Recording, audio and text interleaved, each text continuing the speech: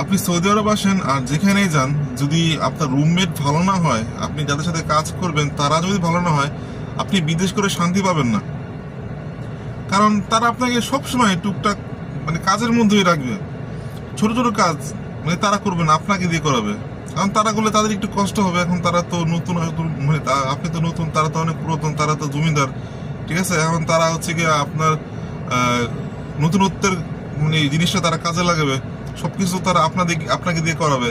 আর আপনি কিছু বলতে পারবেন না, কারণ আপনি নতুন আসছেন, আপনি কিছু জানেন না, বুঝেন না, কি বলবেন তাদেরকে কিছু বলবেন, তারা আপনাকে অন্য দিক দিয়ে ফাঁসায় দিবে।